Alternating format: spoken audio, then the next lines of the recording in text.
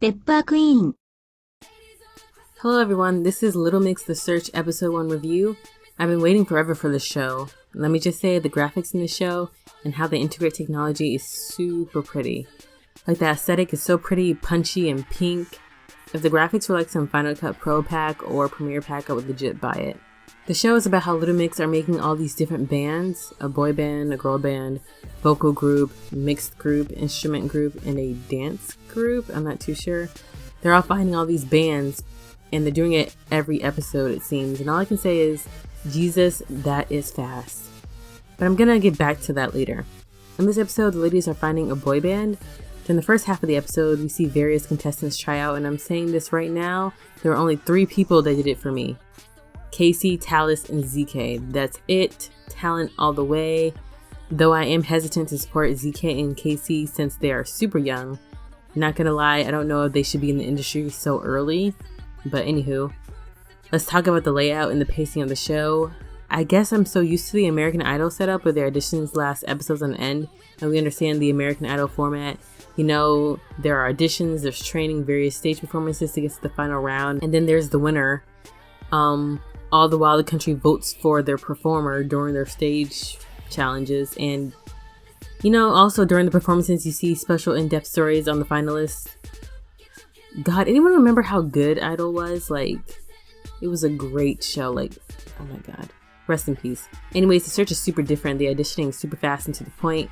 There's no sob story, no voting so far. There's no shading, no shady editing, no drama, no humiliation. When you have personality, for the people in the back, when you have personality, you don't need drama. But I have issues with the format. Only that I wish I knew the layout of the show beforehand. Like, I wish they took time out to explain the entire process. Instead, I saw a lot of this. I'm going to absolutely agree with Leanne and give you a yes as well. All right, Elliot, you need 3 yeses to get through to the next round. I feel like it's really exciting, so I'm going to say yes. Thank you. So you need 3 yeses. I'm going to say yeah. Thank you. So obviously you need 3 yeses to get through to the band room. That part I knew for sure, but what about afterwards? Like, I was, okay, then what? At some point, I thought everyone who made it to the room was done and there wouldn't be any more eliminations, just training from there on in. Of course, further into the show, I quickly understood that wasn't the case. After the group picked the boys, they went to another singing challenge, this time to see how well the boys blend all together, the harmonies, and see how they worked well together. Beautiful people, drop top designer clothes, front row and fashion shows. What you do and who you know, inside the world of beautiful people. And they're renting Hummers. The party's on, so they're heading downtown. We don't fit in well. And let me just say, this happened too quick. Like, this whole training segment lasted around 10 minutes. And side note, the girls got some killer looks in this episode. Like, they are killing it. They stopping on our necks. It's just too much. I love it. I love it. I love it. Anyways, the boys during the harmonizing challenge was disappointing. I wanted to see more. I want to see more camera time and how the boys interacted with one another. Even though this was Little Mix's show, I wanted to see more of the boys without Little Mix. Everything was just so fast. And I know there's 10 episodes in the series, so I can't be too hard on them. I didn't get to invest in them. That's just the bad part of it. I didn't get to invest in the contestants because they were just so fast. Like, the show was just paced so fast. After the harmonizing challenge, there's 2 boys that leave, and then we get to the final challenge where the boys perform together as a group, and we get to find out that only 5 will win and become a boy band.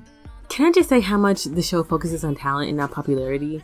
Like, yes, the viewer feels more invested in part of the show with voting. I know that I'm kind of bringing this out of the blue, but follow me.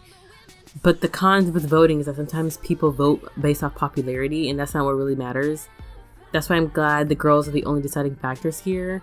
The girls being judges really shows them in a new light. There were times where I've watched this show and I was surprised. I kept realizing how much of a professional these girls were and how much of an expert these girls were in their own field, and they were giving advice and they seemed mature, and that's not a side I've always seen with them.